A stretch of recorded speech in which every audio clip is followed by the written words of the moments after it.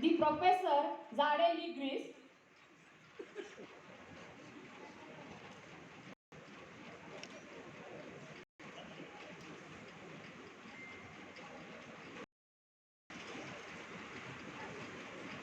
Thank you, ma'am. Now I request ma'am felicitated Arjal Masanda.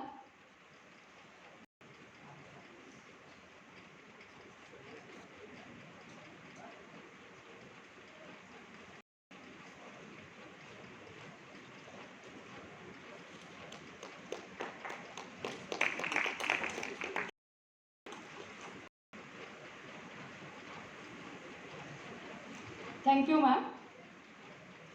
Now once again I request ma'am to felicitate Ansari ma'am.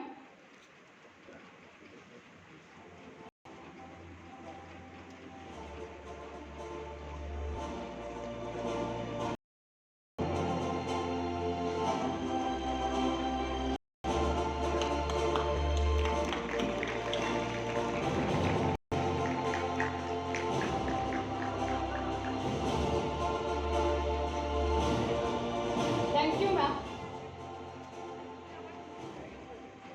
Now, before starting the session, I just want to give the brief introductions of chairperson and today's speaker.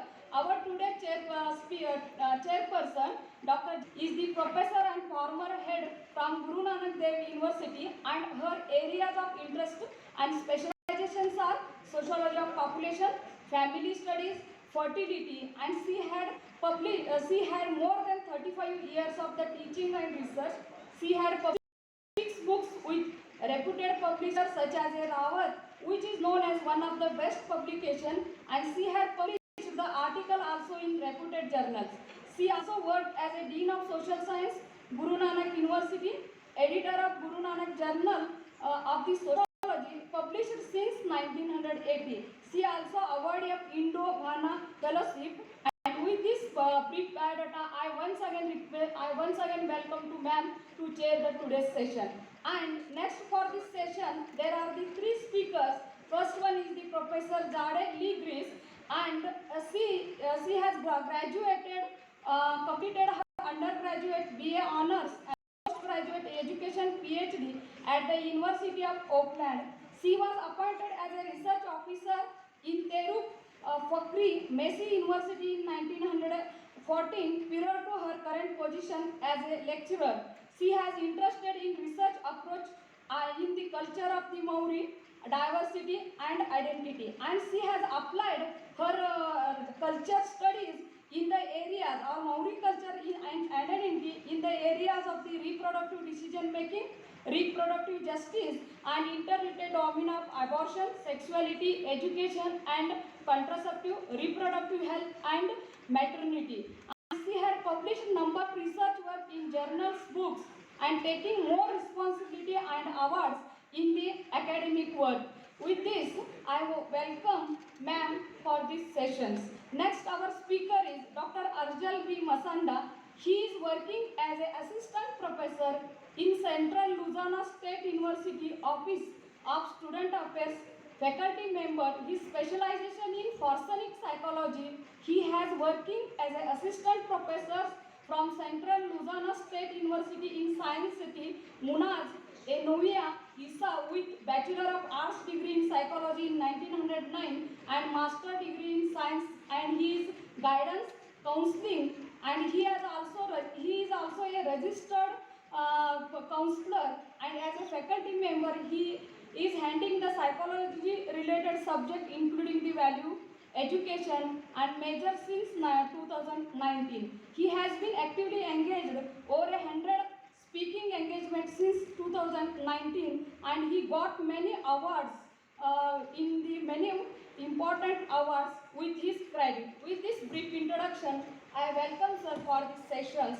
And our next speaker is Dr. Arvind Ansari. I got second opportunity to introduce my beloved ma'am, Dr. Arvind A. Ansari. She is working, as you know many of them, she has working as a professor of sociology, Department of Sociology, Jamia Millia Islamia, New Delhi, founder and convener of RC26 IIS Minority Studies of Indian Sociological Society. He is currently serving as a head of the Department of Sociology, Jamia Millia Islamia, Central University, New Delhi. In her distinguished academic career, more than 20 years in Jamia Millia Islamia, she taught postgraduate, undergraduate students and supervised several PhD students, and her interest areas are sociology of gender, cultural studies, sociology of violence, sociology of ethnicity, minority studies, globalization studies. She has authored, co-authored, edited several books. Her articles have been published in national and international peer-reviewed journals. She also actively engaged in research and successfully completed major and minor projects sponsored by UGC ICSSR. And now she is an active long-standing member of RC32 Women and Society, RC13 Sociology of Leisure, RC5 Racism, Nationalism, Indigeneity and Ethnicity of International Sociological Association, and presented papers in many national forums and university. I welcome, with this brief introduction, I welcome ma'am for these plenary sessions. With this introduction of the today's dignitaries, I hand over this session to chair the ma'am and okay.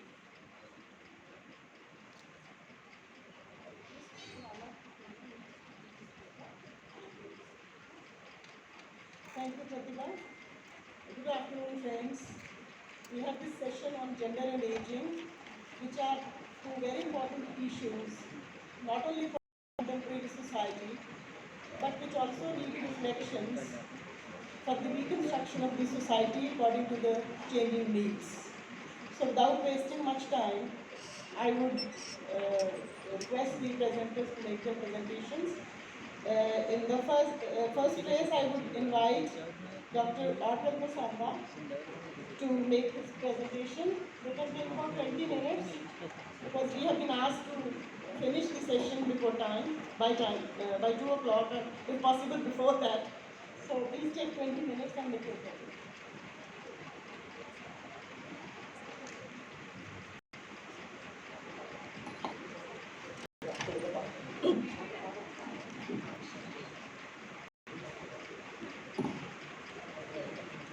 Okay, so while we're waiting for the pointer, let me take this moment to thank everyone, okay, for this conference. It's absolutely an honor of mine to be here with you today. I'd like to thank Dr. Jagan Karan and Vikas Menchikar, there he is, okay, for all the troubles, okay, that I gave you to be here. It's an absolute honor to be here. Okay.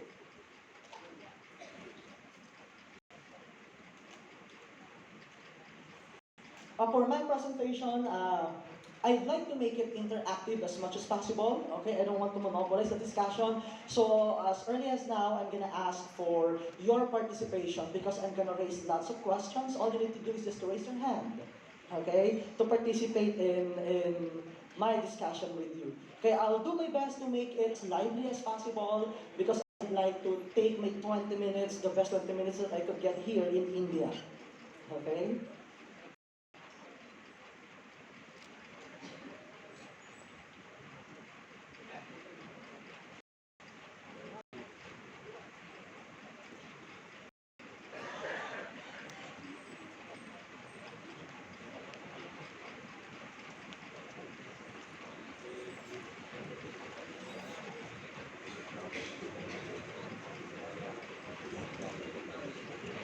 So may 20 minutes not yet running?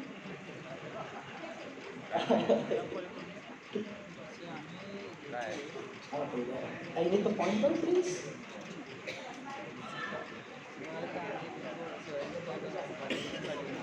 I'd like to control it.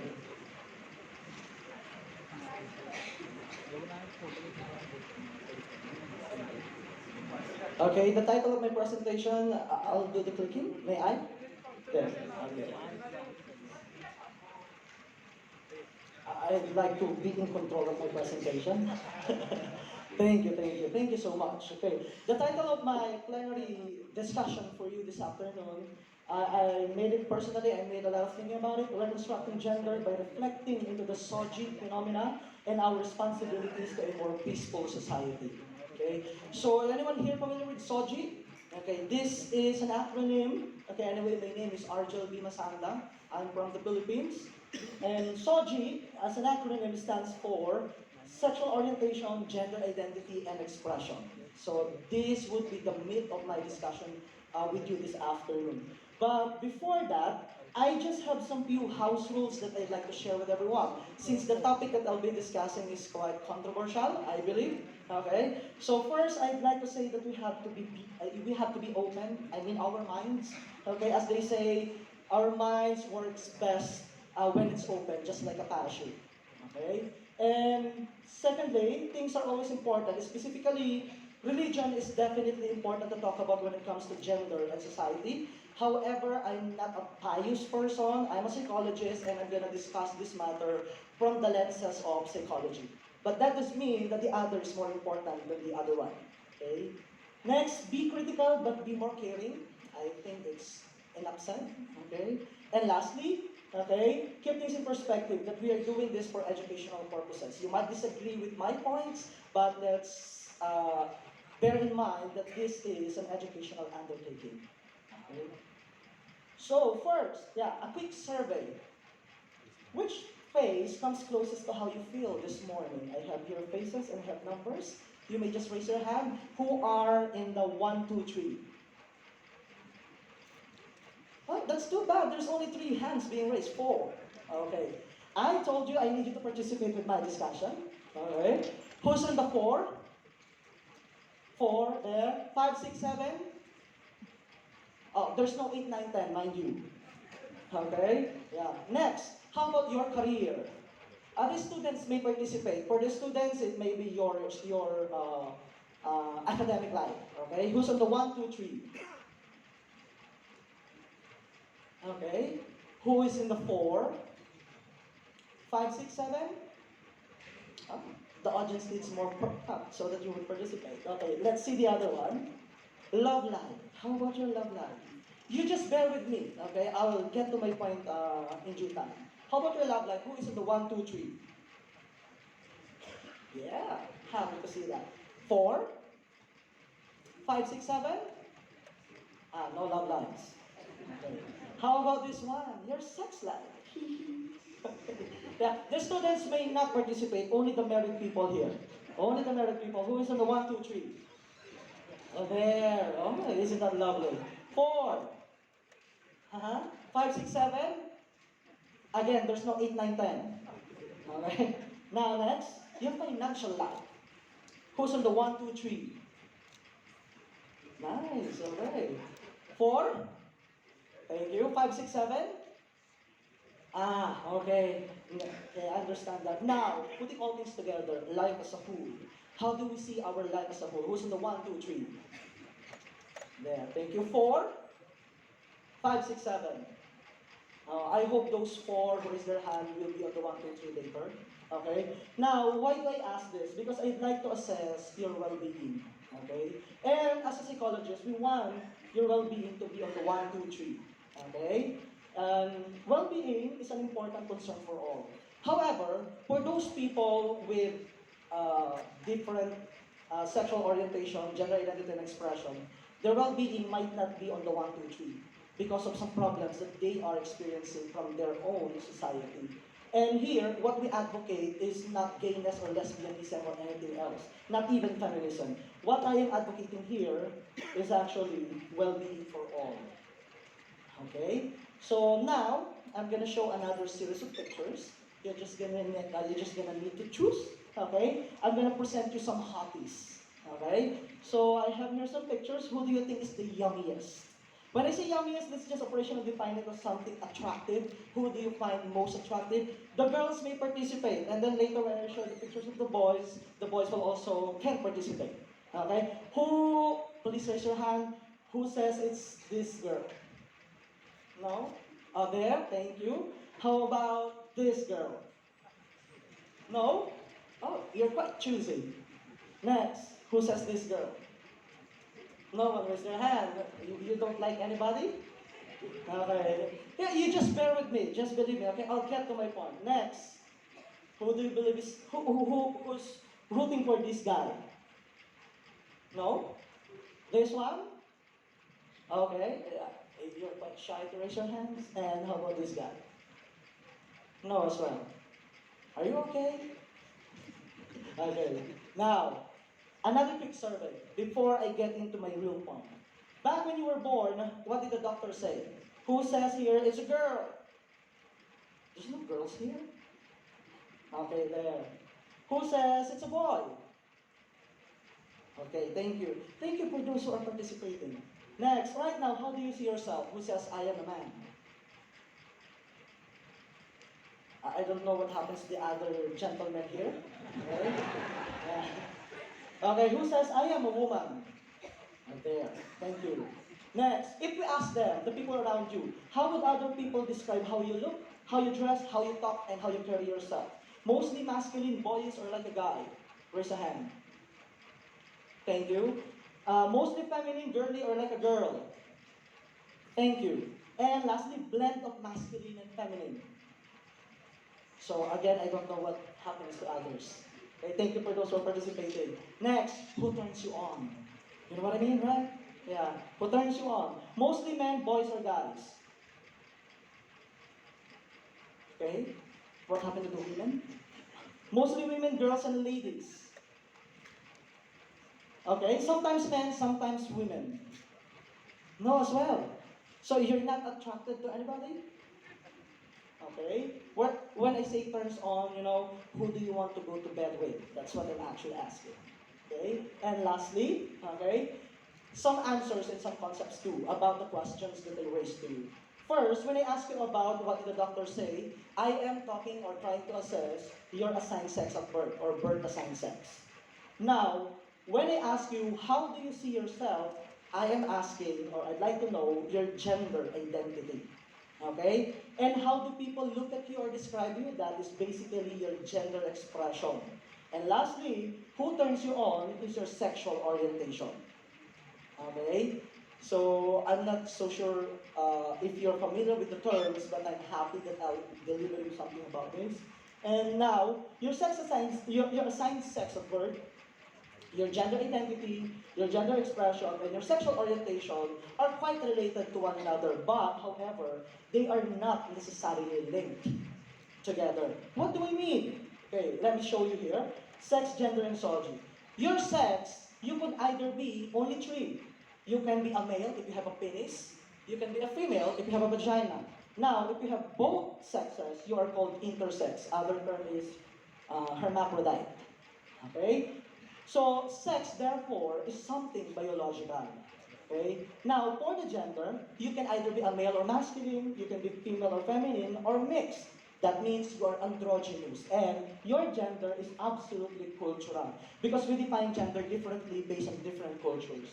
When it comes to sexual orientation, where your attractions goes to, where if we can call you heterosexual if you are attracted to the opposite sex. If you're attracted to your same sex, you are called homosexual. If you're attracted to both sexes, you are called bisexual. And your sexual orientation, therefore, is relational or interpersonal in nature. Your gender identity could be either a male, a female, or a genderqueer. Your gender identity, therefore, is psychological. It is you who define who you are, not the other people. However, other people can also make a description of who you are, and that's your gender expression. You can be masculine, you can be feminine, or a blend of it. We call it androgynous. And your gender expression, therefore, is behavioral. So that is what Soji means, and it always talks about this. Now, last picture that I can show you so that you won't get confused about the topics. Okay? Your identity, the sexual and gender identity is therefore psychological, it's on your brain. Okay? Your orientation, to whom do you get attracted to whom do you get attracted romantically, emotionally, sexually, and physically? That's your sexual orientation. Now your sex, well, it's quite easy. You just need to see what's in between your legs. That would be your sex. Okay? And your expression is how you carry yourself. How you basically walk around, talk, dress, etc., etc. Okay? So now, let me go back to the hotties. So who chose the first lady? Do you know this one? This is Portia de Rossi, okay, an Australian actress, a lesbian woman.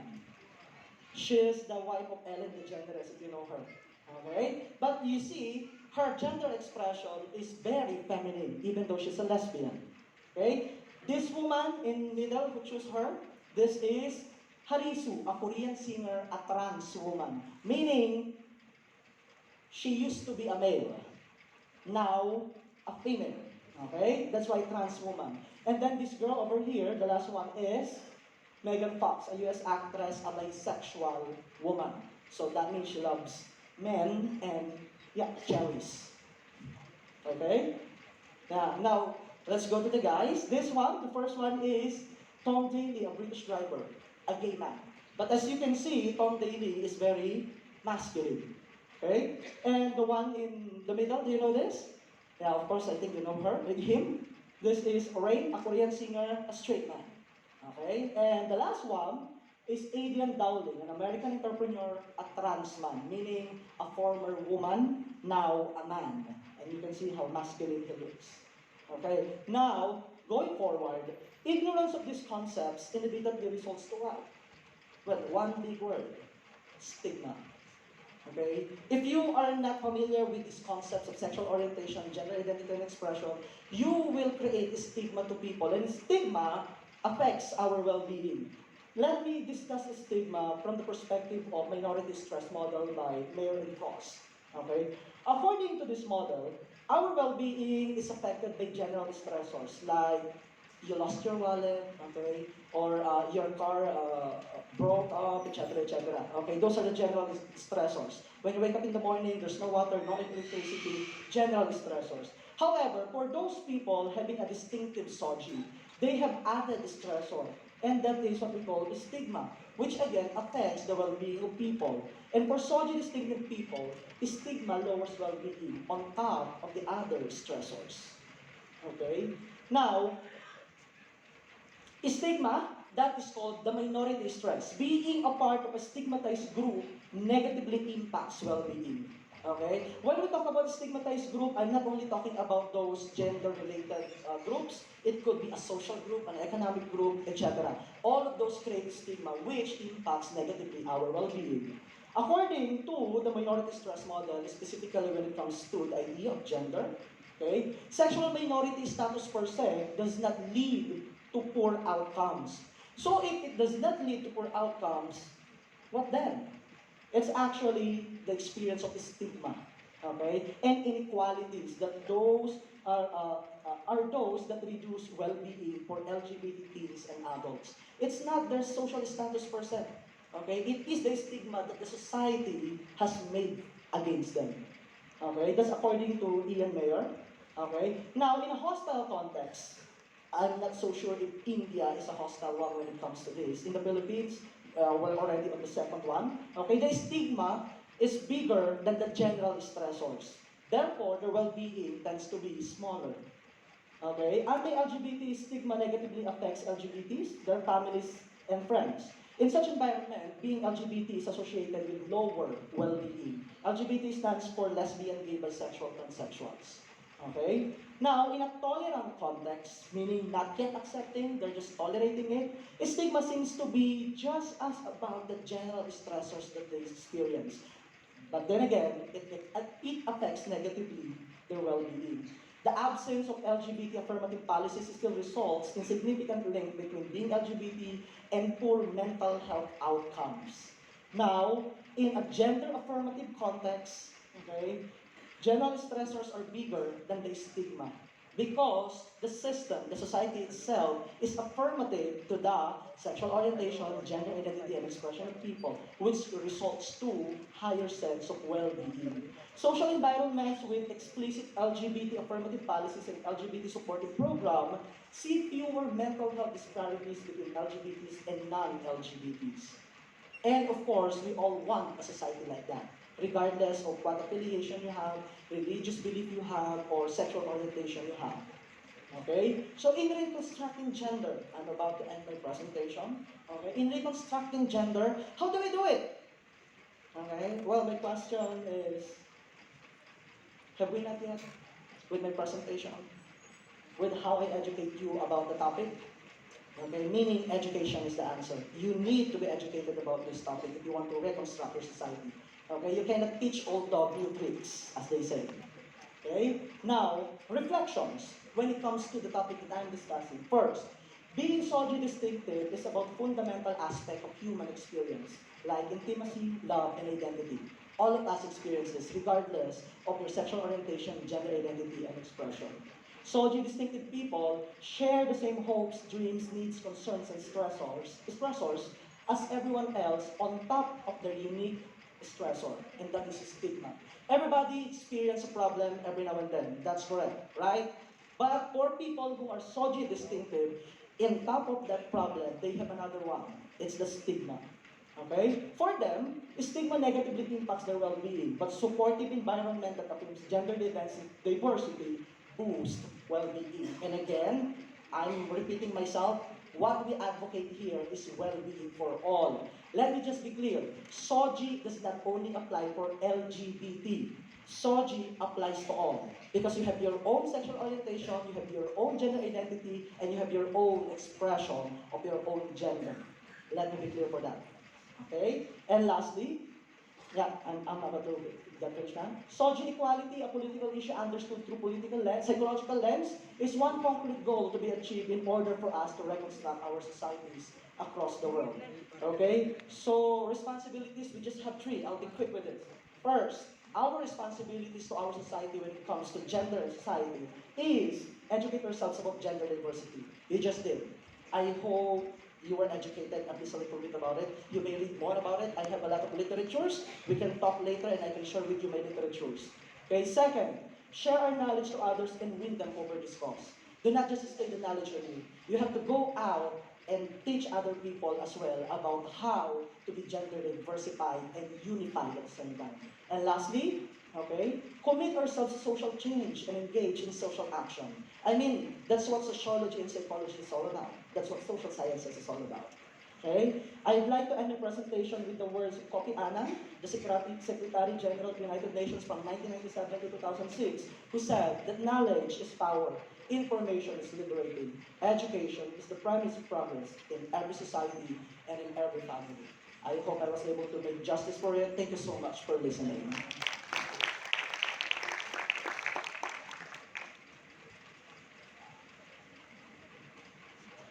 Thank you, Dr. Kasana, for an interesting, for a presentation made in an interesting way. Now I would request Professor Arvinder Ansari to make her presentation, please.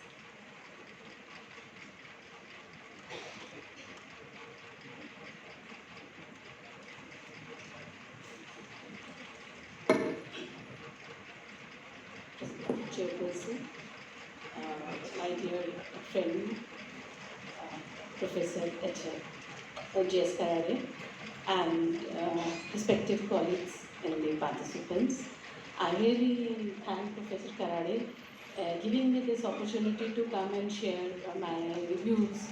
And today I'm going to talk about the intersectionality of gender and aging. And again, this is the paper which I'm going to talk about, was published in the honor of late Professor Kattekayam, which would be released in the forthcoming Congress in Kerala. And he made me, this is how he, take this opportunity to pay my tribute to him. He was after this that I should look at feminization of aging, which is a very new phenomena which is occurring. And as we are aware that we are celebrating longevity of life, we are very happy that life expectancy has increased, but there is a darker story. The darker side of it is very different, which tells us a very different story. And when we look at it from gender perspective, the scenario is very dark and dim. What has happened that a lot of work has been done on from gender perspective on different social phenomena. But feminization of aging is a social phenomena which still needs academic attention and exploration. One. Second, it also needs gender transformative policies so that we can make life for our aged more comfortable. I am particularly, first I would like to share a few statistics with you, but before that, generally how do we say that we are aging? Aging is of course a biological process, but graying of hair, with grown-up children, and with the birth of grandson, we start thinking that, oh, now I am growing old. Growing old and aging are, very different experiences, and how this experience becomes more traumatic for women and especially for widows is my theme of the presentation. Now, one thing which we have been talking about sex ratio, and India has been worried about its sex ratio, and we have adverse sex ratio for general population. But when we look at the sex ratio for the aged, it is we have 1,022 females for 1,000 male, and this is if as we go high from 65 to 75, this number goes on increasing. So in a way, pointing that women have a higher life expectancy. Now, uh, the problem is that globally, because there is a lot of focus on violence against women. So again, UNDP has taken it as one of its prime goal in for 2030 SDGP development, the goals for development. The problem is that the aging will impact women more, and in absence of infrastructure, it is creating a problem for them, and that is what I want to problematize. Now, women are vulnerable. Women are vulnerable, and how aged widows become more vulnerable are the two things first I would like to tell.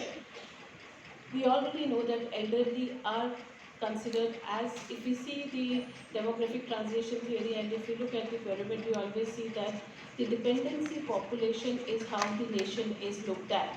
So this is, very interesting to see that elderly population, the pyramid is now becoming more wide at the top, and we have more aged people now.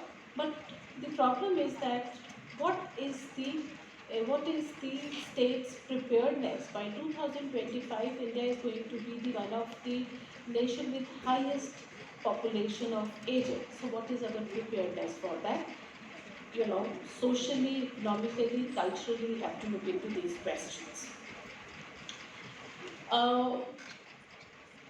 Although the life expectancy is higher for women, and many are unable to enjoy their life in the later years because they struggle to meet their both basic needs. A lifetime of inequalities has led to older women experience among the world's lowest literacy rates. Many older women suffer significant health inequities, enjoy fewer human rights, and have less. Gender, aging, and poverty are interrelated. Throughout women's lifetime, her socio-economic status is rooted in a division of labor that assumes her primary involvement in society to be reproductive labor, unpaid household work, and caregiving. This perpetuates unequal power relationship in the home, and means of women to earn are less available to her, because caregiving is something which is very important part of her role as a mother and as a wife, and most of her life is spent as giving care. So naturally, when we look at the role conflict theory, and we see, and what has been pointed out by feminist epistemology is that women, if they take on jobs, they have a double dual responsibility, and there are women who make compromises with their profession and they try to concentrate on family, but what happens in the end in their late years is very important to understand. By 2050, the world will have almost 400 million people who are 80 years or older, making it first time in the history that the majority of middle-aged adults will have living parents, and this is World Health Organization which has talked about it. Now, among aged, I'm looking at widows. This is based on my fieldwork in Delhi, where there is a concentration of, generally I've taken this sample from Lajpat Nagar Amar Colony, where these families had settled after partition. Now, widowhood is something which every woman wants to, denies. We don't talk about widowhood and everybody wants to avoid, but what happens, it is there and it comes And when it comes how it influences women is a very important question. Though long period of illness of this pause creates some kind of preparedness for women that she might be, after taking care of her spouse who is aging and is ill, is also a concern. But the important problem is the what happens to her.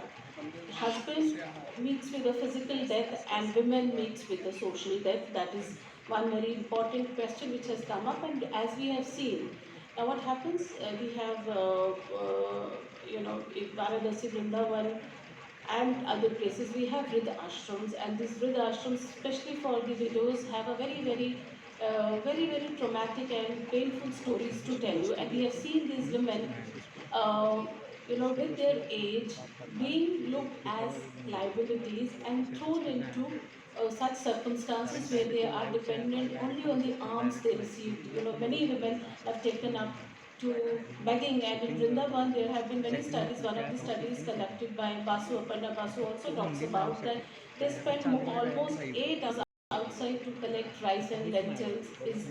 And she further says that 40 million, in coming 2025, there would be 40 million widows, which, sorry, not 40 million elderly population out, which is also talking about that there is a steady increase towards the discrimination also among the women. A very important book by Martha Althor Cohen talks about widows in India, social neglect and public action. Now it is very important to see that how state talks about elderly, and no, there are no special policies for widows, and widows are not also, they do not have access to these schemes where there is a pension and it is a very less amount which is given. Now, first very important problem is that there are most of the widows with whom I have interacted do not know, they are illiterate, they do not have resources, and they are not capable of going to these offices, from where they can claim their pension. One is that, and the amount is very small. Now, second important thing, we have seen that the Indian society is changing with the changing structure of families. We are more into now nuclear families, and in nuclear families, we see that aged parents, they become, as kind of, we look at them. The metropolitan data from the cities tell that the parents are not looked as an assets, but they are looked as either babysitters or caregivers in the absence of one of these spouses. Now, this is something, which calls for a policy which is not only going to be a policy which will give them economic emancipation, but it also means that how do we treat our aged is very important to look at. The very important thing is that again the inheritance laws. We have laws, there have been laws, and there have been so many amendments in the laws. One law which is still pending is that will daughters also be responsible for their aged parents, where parents have only daughters. Now the government has made it mandatory that even the daughters have to look after their aged parents. But how does government ensure, and how does we help women? Generally, what has been observed, widows and elderly widows, they don't have any resources. One, because I'm talking about all my case studies were 65, 70 plus. They were migrated from Pakistan and they had settled in our colony. So they had a very good time when they were, most of them were the wives of businessmen. So now the real trajectory starts in their life when their husband passes. So how they are being treated.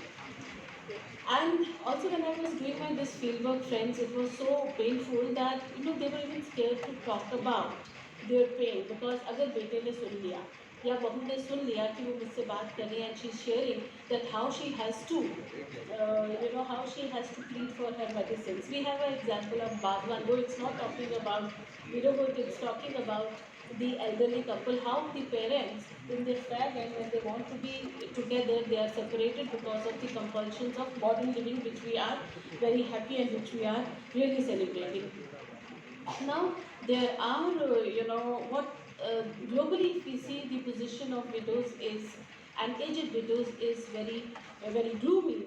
what are the reasons which make them more vulnerable, which exposes them more to vulnerability? Because when we talk about modernity, when we celebrate modernity, somewhere we are also, celebrating individualism. Somewhere we are also, kind of overlooking certain things. We might say that yes, there are old age homes.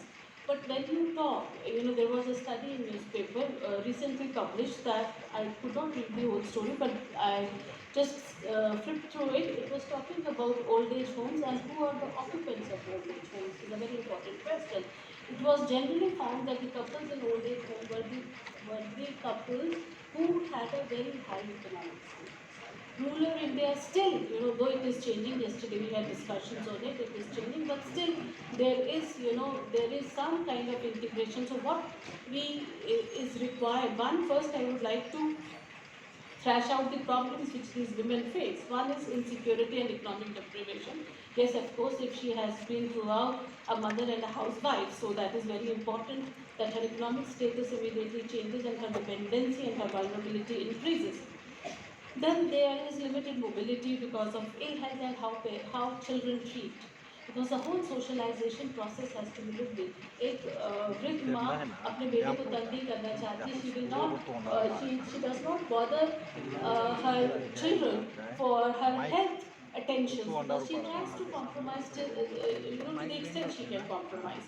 Deteriorated dignity and broken self-esteem is something which we can look into as a responsible civic society. There are policies, government, once we put pressure, there are policies, but actually what is required is dignity and to reinstate that self-esteem, rejection, depression, eventual loneliness.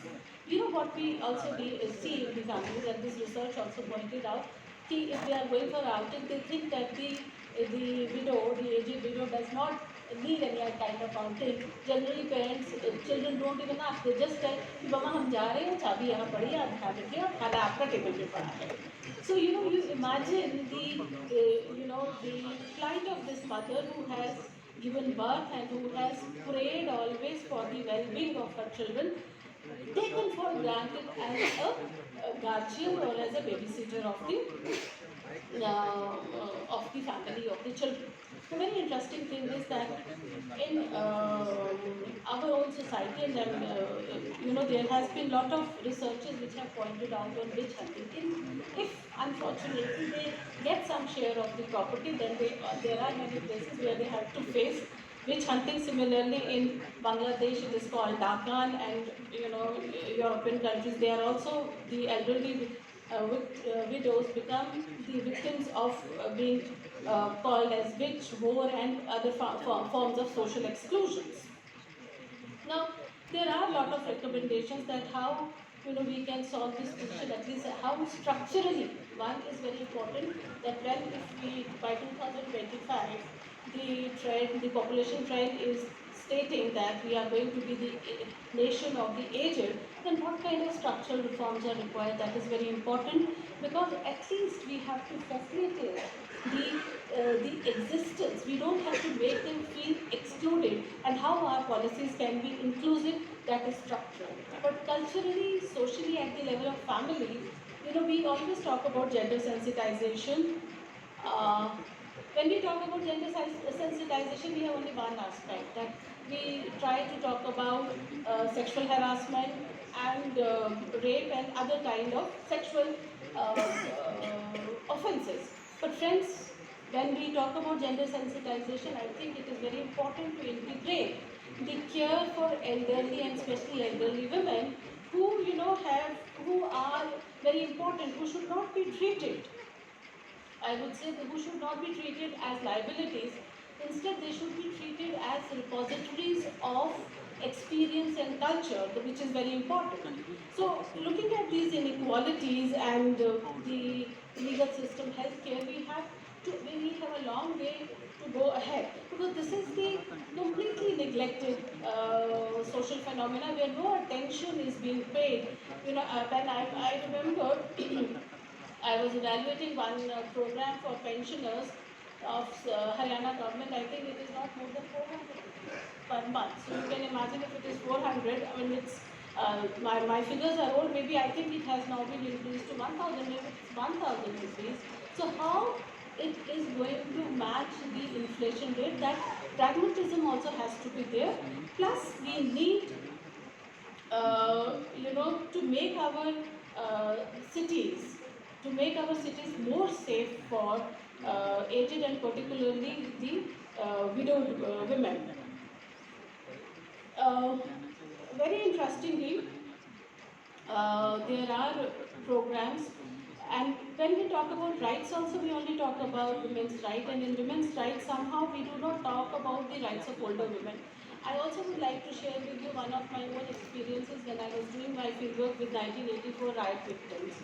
So in 1984 riot victims, when I was doing my fieldwork, so the compensation is that the wife will get the compensation for the husband who has been killed or who has been victim of riot.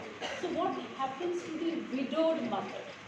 There was no compensation for the widowed mother of the son who has been a victim of communal riots. So this was something which was, and many daughter-in-laws, what they did when they got compensation and they remarried, they had thrown away their mother-in-laws into a very different kind of situation. So this is an aspect which I really want to highlight, that how intersectionality of gender and age is giving rise to feminization of aging. That is a proof, because one woman, there is if we look at in South Asian context, generally the age at marriage is wives are generally 6 to 7 years younger to these bosses. So that is one very important reason which is escalating and increasing the number. Plus, the I would say that is that women are much more strong as far as shock observers as observing is concerned. That is why they have a higher life expectancy. Though there are question marks on the aspects of nutrition, care, but as we are talking about well-being, and as we are talking about welfareistic society, I think we need to sensitize ourselves, and we need to have policies, and policies not only on the papers. We need to have gender transformative policies which would really help women, and especially when I'm talking about aged women, to lead a good life at the fag end of their lives. We should not, the change in the attitude is very important. The aged should not be looked as liability, rather integrate them in a social system as repositories of knowledge and experience. Gender sensitization should include programs on sensitization towards aging, more so specifically to women and to widows. With this, friends, I would also like to point out that there are examples from societies. I remember one of my sister's daughter who is in US. She was sharing an anecdote that they get some amount and spend time with aged persons. So there are ways we can involve our youngsters, not only into this can be a part of NSS programs where we can train our children that how do they interact and take care of the aged. Otherwise, by 2050, 2020, 25 is approaching soon, but by 2050, globally, this feminization of aging is going to be a very, very important social phenomena to deal with. So we have to prepare ourselves structurally, emotionally, and at the level of state. Thank you.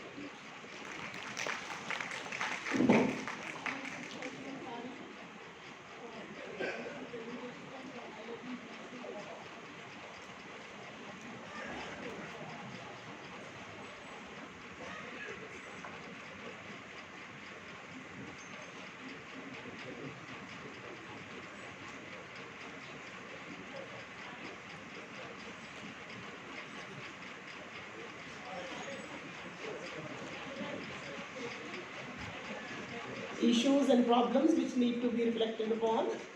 Now I would like to invite Dr. Jade for her presentation.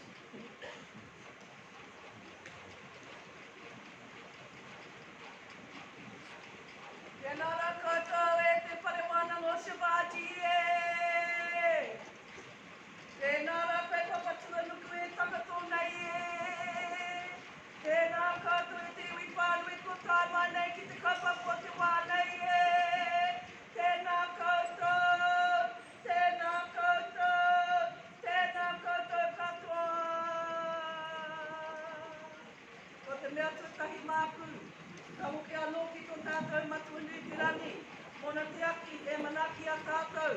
I ngā wā kua pahuri kua kainei tātou I tēnei rā. Ko te mea tuarua, ka hoki anō ki tō tātou mātua tūpuna kua ngaru ki te pō. Nō reira haere atu rā, haere atu rā, haere atu rā. E huri ki a tātou te hunga ora, nō reira tēnā koutou, tēnā koutou, tēnā tātou katoa.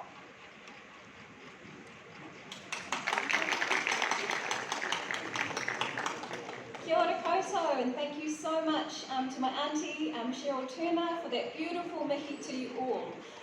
What Cheryl's just done is open up the space, spiritually, emotionally, and physically, to, I guess, welcome and invite you into joining with us and sharing with you about our culture, about our knowledges, and about our, I guess, our experiences as marginalised peoples, but proud peoples all the same, in Aotearoa, New Zealand. So thank you very much for that, Cheryl. Almost had me in tears. It's beautiful. So I just, is there a way to fix the projector? Some of the text has been, looks like it's resized. Okay, never mind. I guess I was just going to say that the title of my presentation is a lot of words. And there's no expectation to understand what that means right at the start, but hopefully the meanings of all of those words will materialise by the end of the talk. Okay, so the next slide. Wonderful. So the next slide is just, I guess, an acknowledgement to the Indigenous people here of Kolhapur, India, their land that we're on today. And also a mihi and a thank you to the conference organisers and the people of Shivaji University of Kolhapur, and in particular Professor Vikas Minjika and Professor Jagan Karar for their wonderful hospitality. Oh my goodness, we've just been absolutely blown away by the generosity, the care. Our word for that is manakitanga, and it's practices that enhance the mana of the people that you're working with, and I feel very, very humbled and privileged to have been treated with such generosity and care while being here, so thank you very much, humbly. Also just want to mihi and acknowledge to the chair and the presenters for their wonderful talks, and I guess for also sort of raising these questions around, gender, what does that mean for all of us working in different countries, where there are some fundamental cross-cutting issues in ways that we were all impacted similarly by these kind of dominant social norms around patriarchy and the privileging of men over women. So I guess to give you a bit of context around who we are as Māori, we are Indigenous to a small island in the South Pacific called New Zealand. Our word for New Zealand is Aotearoa. So our people were Polynesian seafarers who travelled long distances across the Pacific Ocean. And our founding ancestor, Kupe, travelled to Aotearoa around the 10th century. Unfortunately, afterwards, so in that picture there, there's a carving that's on my university, the University of Auckland, and that's a visual representation of Kupe, our ancestor, and that's a photo of him defeating an octopus on his way to New Zealand. And I guess that also maps into what happened to us subsequently. So Māori were colonised by the British between the 17th and 19th century.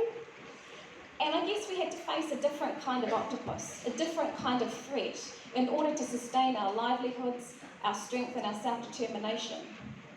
So we faced warfare, we faced confiscation and forced sale of land, and we were depopulated from what was estimated to be a population of around 150,000 in 1769 to around 44,000 in the early 1900s.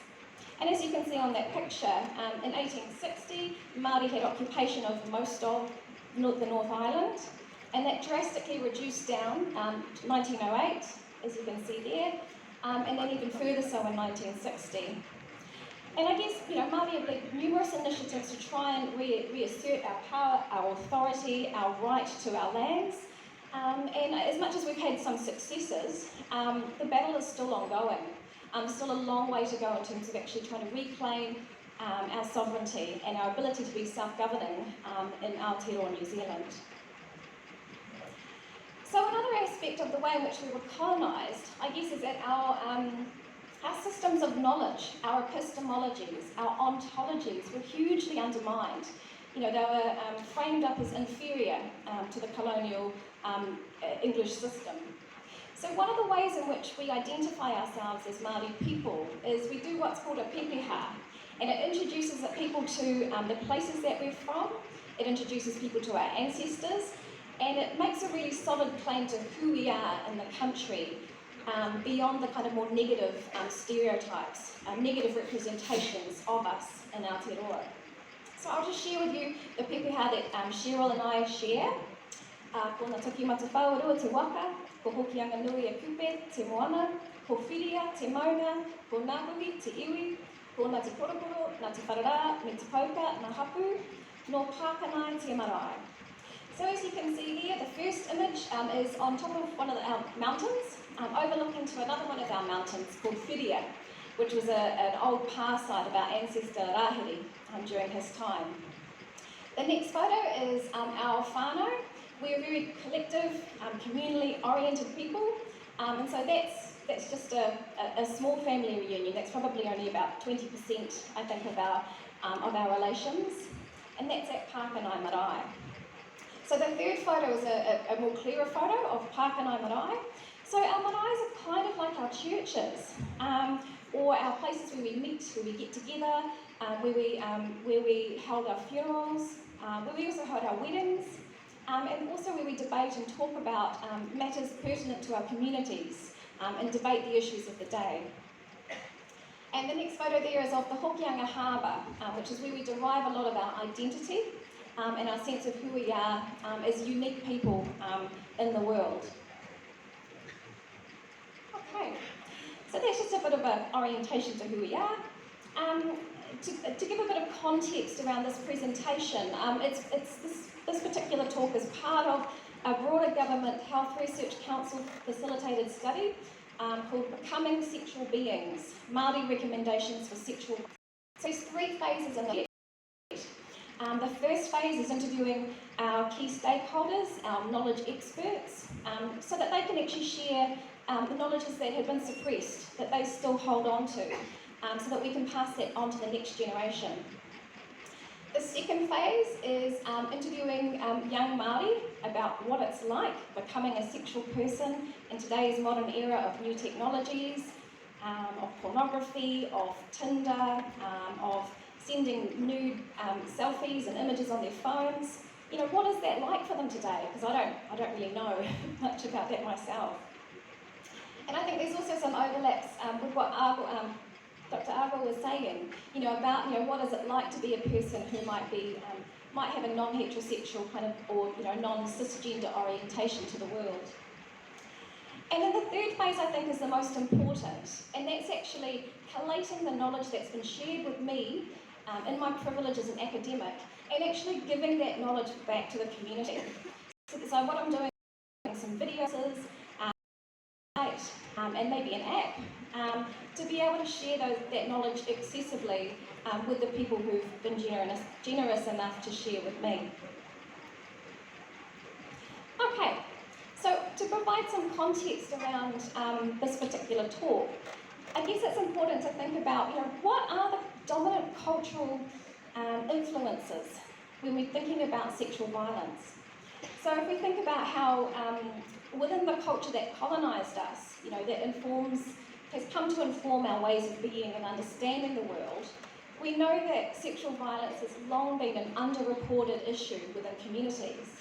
People just won't tell people. People would sometimes rather keep it to themselves rather than face the negative and punitive and blaming reactions that other people might have towards them for their sexual violence disclosures. So I've got some examples here, the kinds of things people say to people after they've had a violation. What were you wearing? Maybe you asked for it. Were you drunk? Did you do it to yourself? Those blaming kinds of assumptions and discourses. So I think these particular kinds of social norms and discourses create very difficult contexts for victims to not only be understood, to be recognised in what's happened to them, but also in terms of their recovery and their healing, especially if they don't know, sometimes it can be a secondary re-traumatisation and victimisation for people who then have to contend with these unhelpful and harmful assumptions. I think one of the biggest social shifts, which is very exciting and full of possibility and promise, that's happened all around the globe, worldwide, is Me Too. Has anybody in the audience not heard of Me Too? I think that's very telling, and it says a lot about the pervasiveness and reach that this movement has had for survivors of sexual violence. And that, by people sort of, really calling out people who've perpetrated sexual harm and making them accountable for it, and people sharing their stories and those kinds of unhelpful responses that they've had to sharing their stories, it's actually opened up the space for people to talk about it more. In, I guess in New Zealand, this particular movement, in combination with other, community activism and community work, it's put a lot of pressure on the government to actually properly fund sexual violence healing services, counselling services and therapy, in order to actually meet the huge demand actually for supporting survivors in much better ways than it happened historically. So what does this mean for us as Māori? So as a colonised people, Māori women are twice as likely to be impacted by sexual violence than other New Zealand women. So we're disproportionately affected by sexual violence. This is also overlaid and compounded by a social context where the harms and the violence of colonisation is similarly kind of brushed under the carpet. For instance, in New Zealand, there's only a conversation now happening about whether or not colonisation should be taught in schools. For years, all we used to get in history was the narrative of when the British came to New Zealand. There was no mention that there was actually a history before British arrival, and then there was also no history about the harms that the British perpetrated against us that led us to be in the kind of conflictual and challenging situations that we experience today. Similarly, I guess another kind of compounding layer is that Māori are often blamed for our own victimisation. Our popular discourse kind of suggests that our cultures are lacking, that our cultures are problematic, and that we are creating the very problems that colonisation has caused for us. And similarly, I guess, most of the available health services, they run within systems that are developed by the British with a Eurocentric understandings of well-being. So that actually they're not necessarily a good fit to actually access support here. So part of, I guess, as activists in this is to work at situating and legitimating Māori knowledge in the academy. So that means writing about our people, writing about the wisdom of our people, so that services can actually, there can be space for services are developed on those principles, on those sorts of knowledge systems, and led by Māori people themselves, not led by other people who tell us what to do and to fit within their paradigm.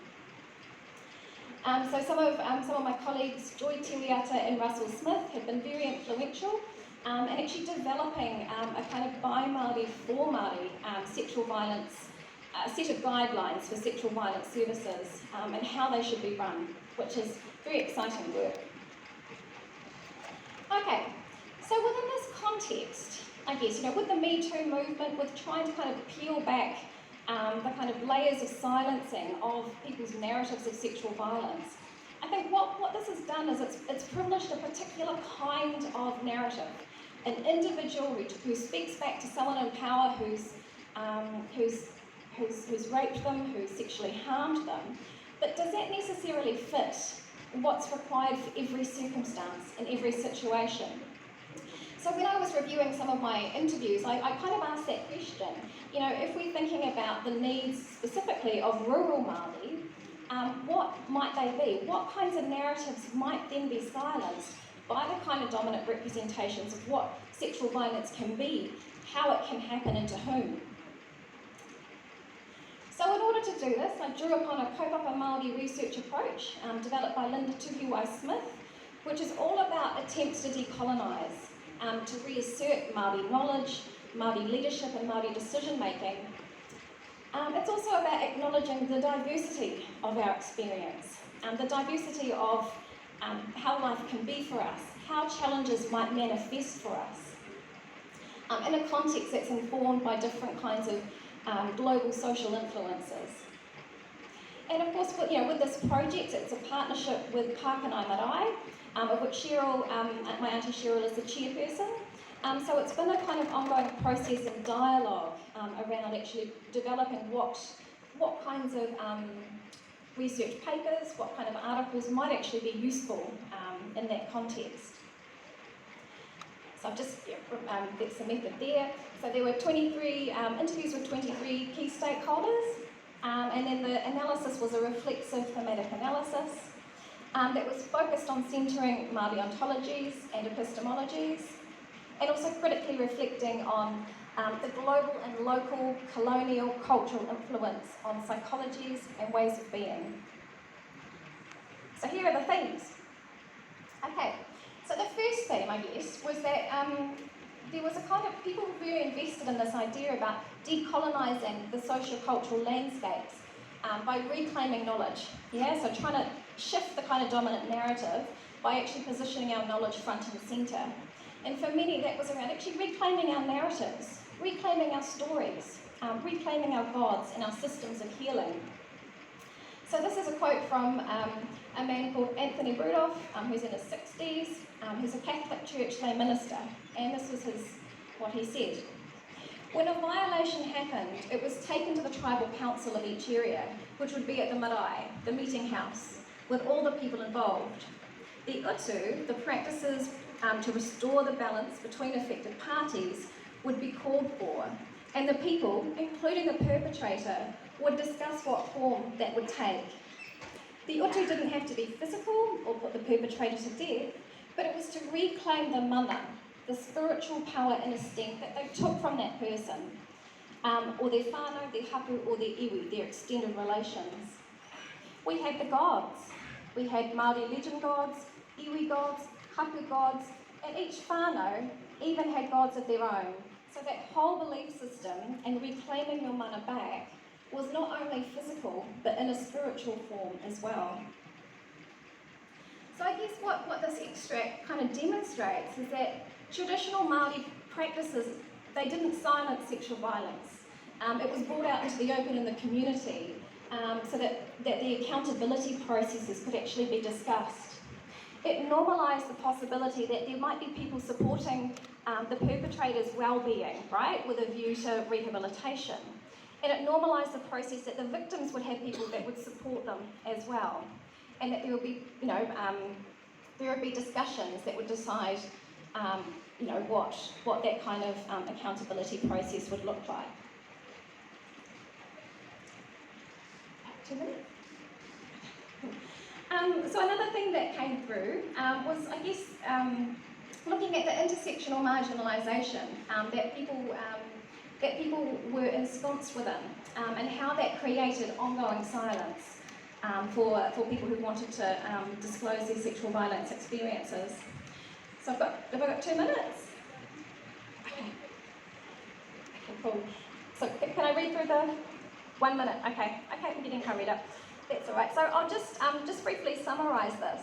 And I think, often what happens is that when there are competing ideas about what sexual violence can be and who it happens to, is that you end up with these, this sort of strange logic, yeah? So this idea that, sexual violence is normalised among Māori, but also that it's also unbelievable.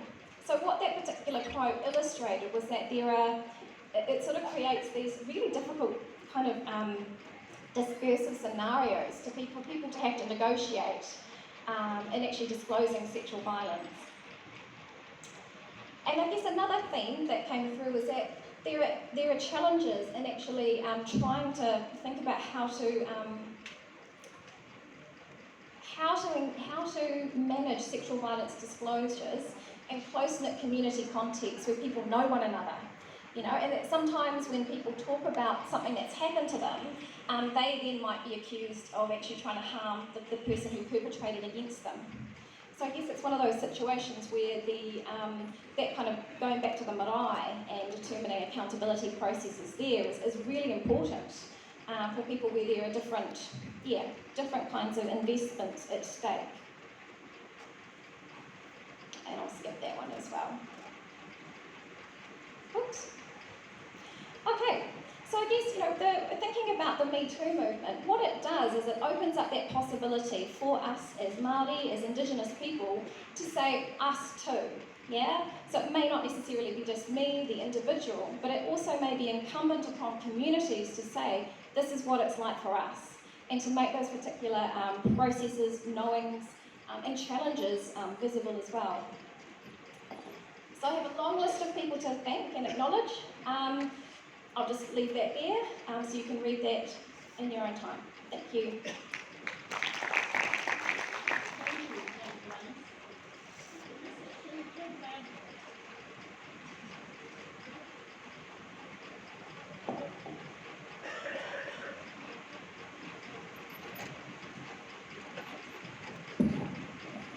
I'm sorry the technology is failing us. In this session, we had 3 presentations on 3 different topics. While Dr. Masanda talked about the people with different sexual orientations, how they are perceived, treated, stigmatized, and what they and their families go through. Actually, it requires a lot of sensitivity and sensibility to deal with such issues, and most of the times our societies lack these kind of sensibilities. He made a very interesting comment that we should be critical and caring. Critical part is there, but the caring part is not there. So in fact, that part is needed for all other kind of issues also which have come up in the session. That is, the elderly women, they also need to be treated with care and with sensitivity. Similarly, victims of sexual violence, as Bryce has commented, that the victim is blamed. You know, the same also happens in our own society. Whenever we have a sexual assault or a rape, you know, the victim is blamed, her clothes are blamed, her behavior is blamed, her timings, the time she goes out, that is blamed. And, you know, some people will say, chalo ladke hain, galtiyan ho jati hain, you know, these kind of explanations to trivialize the whole issue and to, divert the attention from the issue. So we have had wonderful presentations. Dr. Ansari highlighted the problems of widows, particularly widow elderly, how they require special kind of, considerations and care and arrangements, infrastructural arrangements. So I think we can have a few questions which should be clearly and pointedly, put forward. So please, you can ask questions.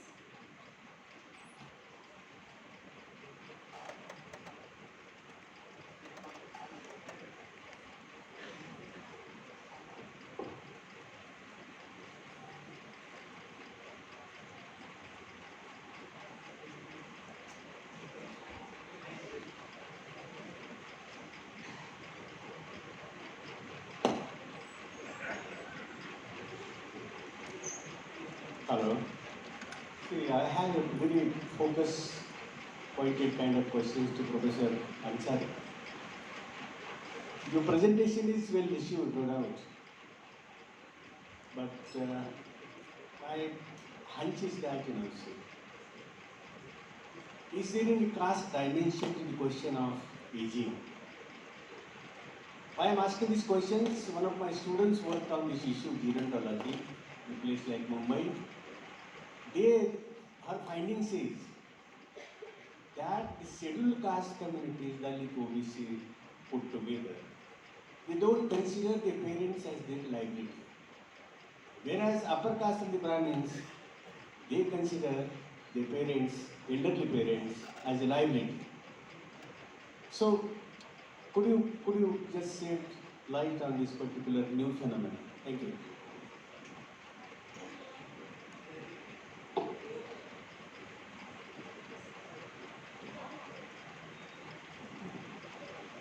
Am I audible?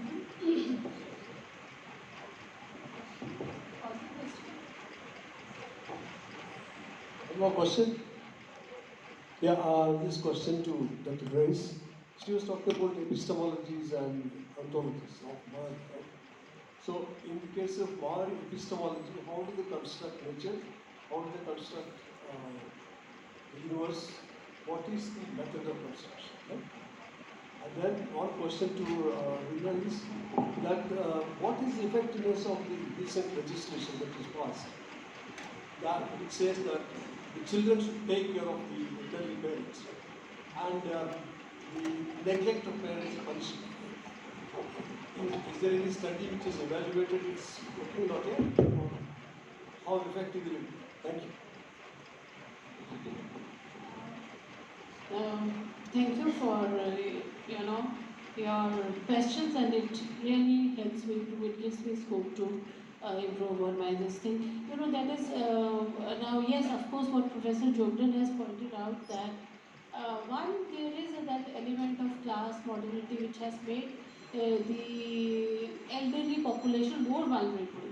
And this, what one would say, the mad race of globalization and consumerism has affected, my sample was based on, that's what I am saying, in at least in rural areas or the areas which are still having that philosophy of collective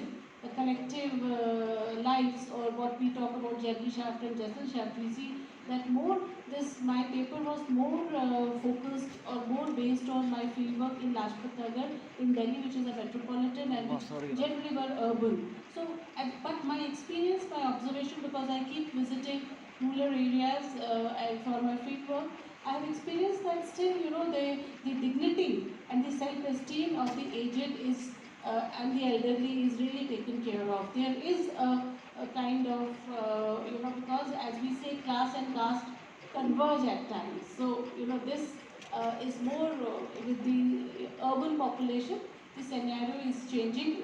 It is changing drastically. Where now parents, and also, very interestingly, if you would look at once, it's long back, 10 years back, I think I read a piece when Yogendra Singh, this was Professor Yogendra Singh, on aging, where he talked about that even parents, they now do not want to be burdened on their children, and they prefer to stay in old age home. But my question is, does that makes free us from our responsibility, because this is what we are passing, and this is something our Indian culture has been always proud of, that we have been very sensitive to the needs of our elderly population. But I don't have caste-wise data for that matter. So I mean, only experience is based on my field work in Delhi, but my observation, my visit, because I keep visiting rural areas where I find that they do enjoy a lot of respect and care from the younger generations, because maybe it has also to do with the structure of the family, the nuclear family and the joint family system, which is changing, which is in our society. Sir, regarding your question or comment, I would say rather, I don't think we have studies on that, but generally we have seen that parents who don't have sons are being taken care of by their daughters. And from my personal experience, I can say I know 3, 4, 5 families where they have only daughters, and daughters are really without this amendment. But now the thing is, prior to this amendment, was also taking care of their parents. Their, what I would say is their emotional attachment to parents is more. And in this context, I would also like to share with you one thesis I evaluated on the right to inheritance. This was based on in Orissa, where this scholar had undertaken study with both communities, Muslims and Hindus, graduate above. So there, only 3% of women have claimed their right to inheritance. Now, what was the reason they did not claim? Was that they didn't want to kind of lose the social capital, the relationships which they had with their parents. And I think same goes with the feminization of aging also. If we look deeper down into, the property is always in the name of the patriarch, that is the husband, and when she becomes widow, she gives property to her son thinking that he will take more care. But things are unfolding in a very different shapes, and there is diversity of experiences on this. So one of the reports which had come up by World Health Organization is talking about making ownership of property in the joint name compulsory, so that they have. So a lot of sensitization has to be done in this area, because one, yes, women don't get much opportunities, and many women have to sacrifice their jobs when they are on their family base or for their families. But what happens to their life at the far end is also a very, very important question, which needs introspection, introspection and policies. Thank you.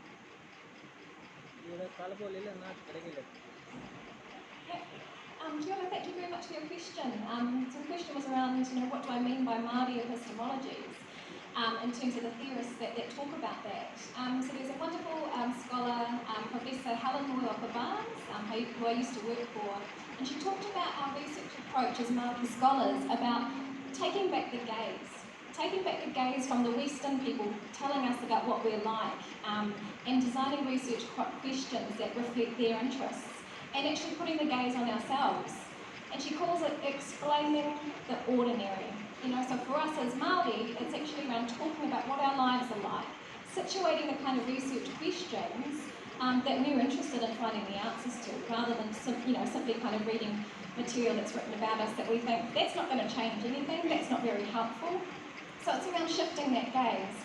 Relatedly, I guess, to a question about ontology as well, that's been quite important, because a lot of what we would describe as, our realities that inform our knowledge have been kind of, dismissed as crazy, or, they call it, where they think that we're superstitious through our cultural practices and our ways of being.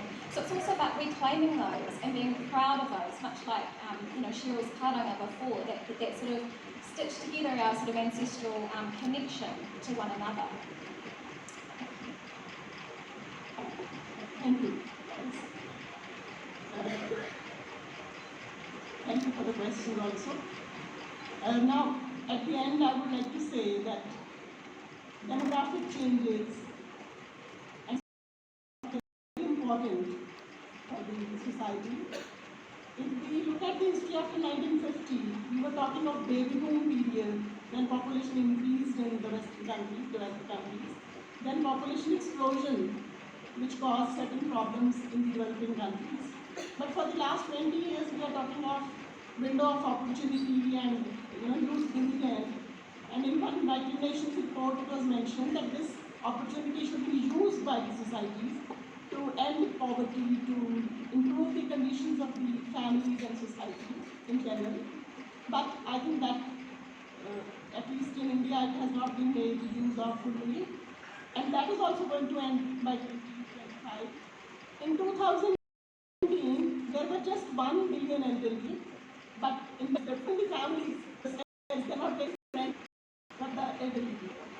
So I think that we have been left with a number of questions which we environment rather than in the environment. Now with this, I would end the session here, but I would like to thank the organizers of the conference, particularly Professor Karade, for inviting me and for giving me an opportunity to be with you. Now I will hand over to the organizers for some. Thank you. Respected dignitaries on the dais and off the dais, I am Dr. Pratibha Desai, here to propose the vote of thanks. I am very much thankful for the today's chairman, Dr. Jasmeet Sindhu ma'am, Sandhu ma'am for chairing these sessions and to being completing in time. I'm thankful for Dr. Arjun Masanda for taking the quick survey of our participants, wonderful interactive participatory lecture, and your concept on SOGI and reconstruction, reflection, and responsibility of the gender. And I am thankful for Arvind Ansari madam for interesting topic on feminization of aging and highlighting the vulnerability of the old woman, particularly the visual violence. I am thankful for these sessions, and with permission of the chair, I am here to declare the plenary session on gender and society is over. Now it is the time for lunch. After the lunch, we will gather for technical sessions in 3 departments, Marathi, English, and foreign languages. Thank you for attending these sessions and making wonderful. Thank you. Thank you.